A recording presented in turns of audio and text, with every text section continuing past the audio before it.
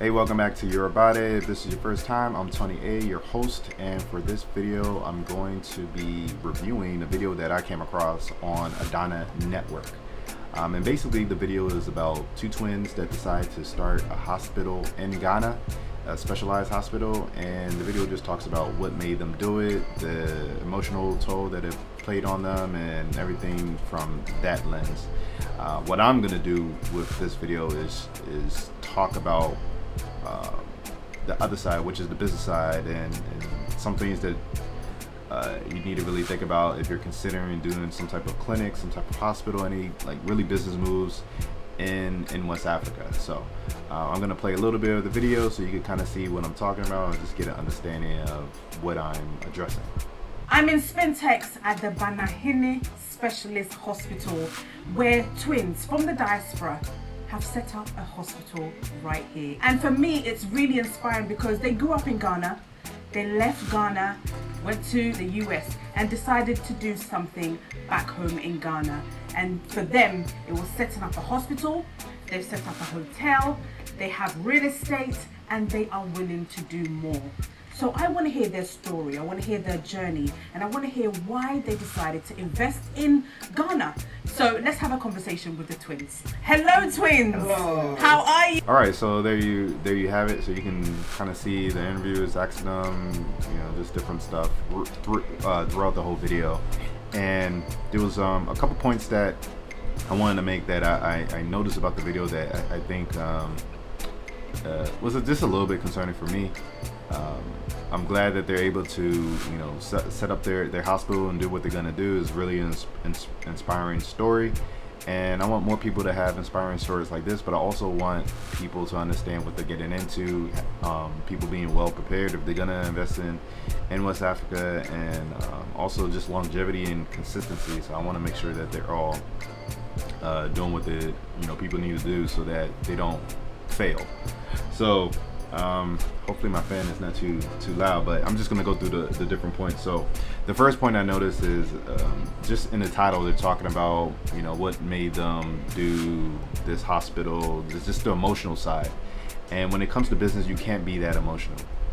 Of course, we're all humans, we all have emotions, we're emotional beings, but you can't lead with your emotions when it comes to business. And in this video, this is all I heard. Now it seems like the video was about, okay, what inspired them to do this hospital, so it makes sense. But when I look at it from the viewer's point of side, it's they're more so just receiving the good, and oh, this made me feel good, I wanted to do this for my mom, and this and that. And it's just like, okay, that's it's not really realistic to just focus on that. Now, I don't know what they did in the background. I don't know what type of planning they did. Hopefully everything checks out.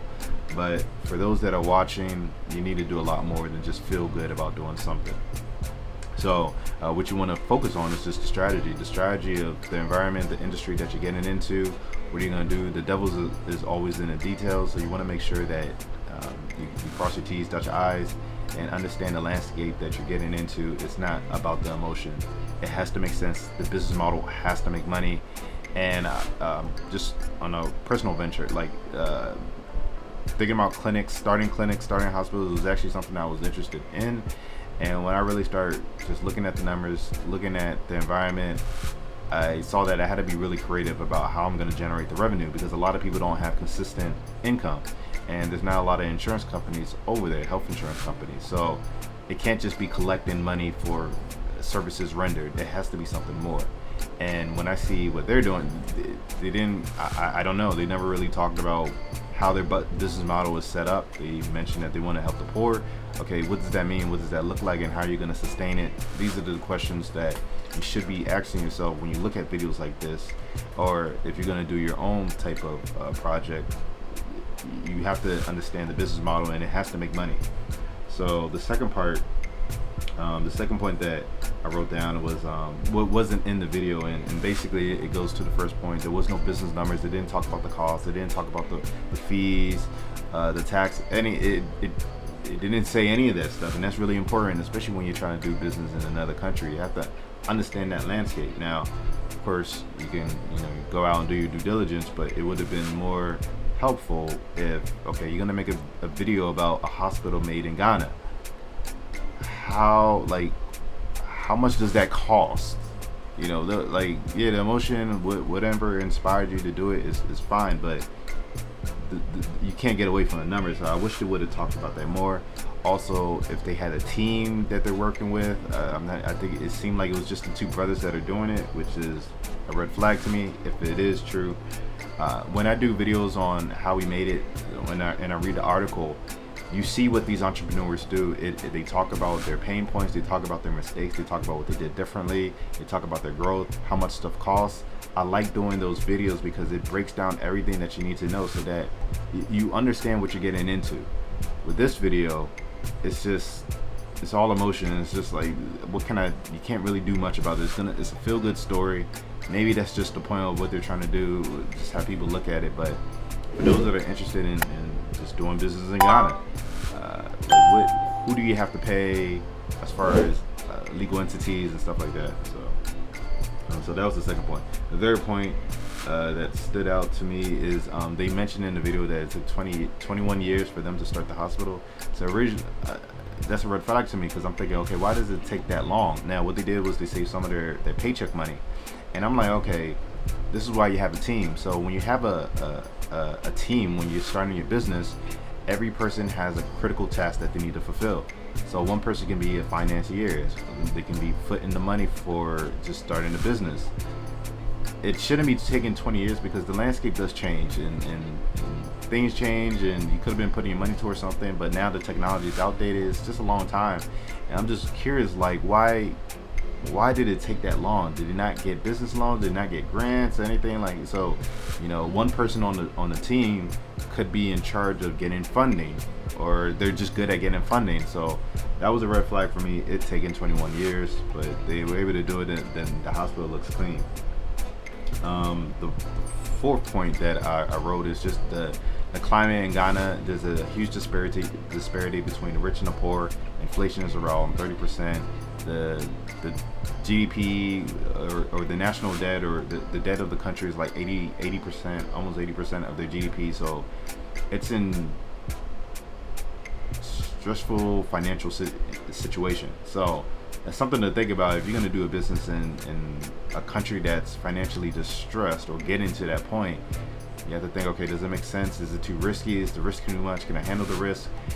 In the video, they kept on talking about helping the poor. Well, who's going to be funding these doctors? Who's going to be funding these nurses? Who's going to be funding the staff, the upkeep, everything? If this is the disparity. So is it like I don't understand. I wish they would have talked more about their business model, is what I'm saying.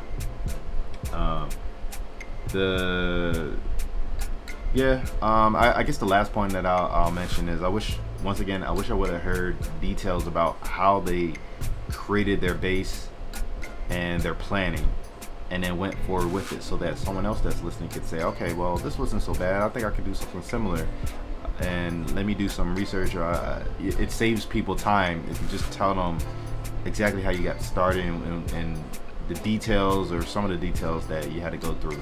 Now, the video, once again, is just talking about what inspired them to create the hospital, and you know, that's, just take it for what it is. But for people like myself that are entrepreneurs, want to do some investments in West Africa, we want to hear the details of how someone got to the point that they got, what mistakes did they make, so that we can learn from them, and then when we do our own businesses, we know which issues to sidestep and things of that nature. So I'm gonna leave the link in the description below for that specific video, ODANA Network, and you can check out for yourself. Let me know what your thoughts are. I'm sure it'll be inspiring, but you know, just let me know if you feel the same way, or you feel like there could have been more content in that video that kind of described how they got to where they got to, what they had to invest and all that other stuff. So if you appreciate this video, then definitely like it, and if you haven't already done so, subscribe to my channel and make sure to press the bell so that you're alerted when I do drop new videos. So until next time, I'll catch you in the next video.